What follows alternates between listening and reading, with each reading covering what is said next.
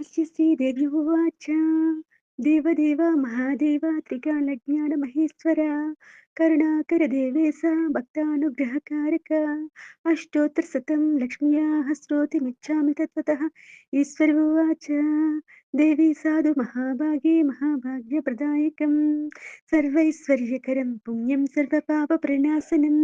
सर्वदारिद्र्यशमनं श्रवणात् भक्तिमुक्तिदं राज्यवस्याकरं दिव्यं गुह्यतरं परं दुर्लभं सर्वदेवानां चतुष्षष्टिकलास्पदं पद्मादीनं भरानं तं निधीनां नित्यदायकं समस्तदेवसंसेव्यम् अणिमाज्यष्टसिद्धिदं किमुत्र वाहनोक्तेन देवी प्रत्यक्षदायकम् तव प्रीत्यध्यक्षां समिहितमनः शृणु अष्टोत्तरशतस्य महालक्ष्मीस्तु देवता क्लीं बीजपरियुक्तां शक्तिस्तु भुवनेश्वरी अङ्गन्या सह करण्या सहस इत्यादि प्रकीर्तितः ज्ञानं वन्दे पद्माकरं प्रसन्नवदनं सौभाग्यदां भाग्यदां हस्तभ्यमपि प्रदां मणिगणैः नानाविधैः भूषितां भक्ताभीष्टफलप्रदं हरिहरब्रह्मादिभिः सेवितां पार्श्वपङ्कजसंकनिधिभियुक्तां सदा शक्तिभिः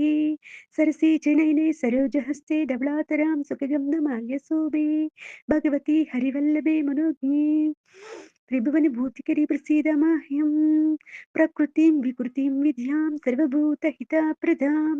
श्रद्धां विभूतिं सुरभिं नमामि परमात्मिकां वाचा पद्मालयां पद्मां शुचिं स्वाहां स्वधां सुधां धन्यां हिरण्मयीं लक्ष्मीं नित्यपुष्टां विभावरीं अदितिं च दितिं दीप्तां वसुधां वसुधारिणीं नमामि कमलां कान्तां क्षमां क्षीरोदसम्भवाम्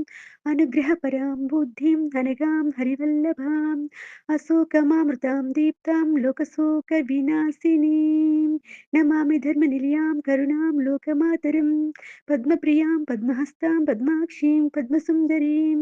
पद्मोद्भवां पद्ममुखीं पद्मनाभप्रियां रमां पद्ममालाधारां देवीं पद्मनीं पद्मगन्धिनीं पुण्यगन्धां सुप्रसन्नां प्रसादाभिमुखीं प्रभाम् नमामि चन्द्रवदनां चन्द्रां चन्द्रसहोदरीं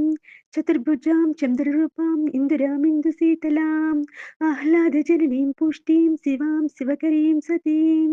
विमलां विश्वजननीं तुष्टिं धार्ढ्यनाशिनीं प्रीतिपुष्करिणीं सान्तां शुक्लमाल्याम्बरां श्रियां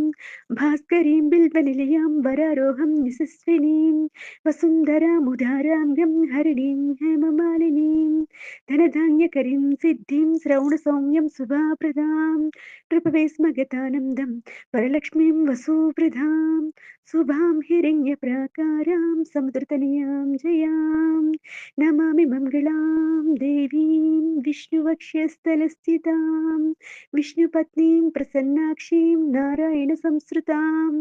दारिद्र्यध्वंसिनीं देवीं सर्वोपद्रववारिणीं नवदुर्गां महाकालीं ब्रह्मविष्णुशिवात्मिकां त्रिकालज्ञानसम्पन्नां नमामि भुवनेश्वरीं लक्ष्मीं क्षीरसमुद्रराजतनयां श्रीरङ्गधामेश्वरीं दासीभूतसमस्तदेववनितां लोकैकदीपां कुरां श्रीमन्मन्दकटाक्षलब्धविभवद्महेन्द्रगङ्गाधरां त्वां त्रैलोक्यकुटुम्बिनीं सरसीजां वन्दे मुकुन्दप्रियां मातार्नमामि कमले कमलायताक्षी श्रीविष्णुहृत्कमलवासिनी विश्वमातः क्षीरोदजे कमलकोमलगर्भगौरी लक्ष्मी प्रसीद सततं नमतां शरण्ये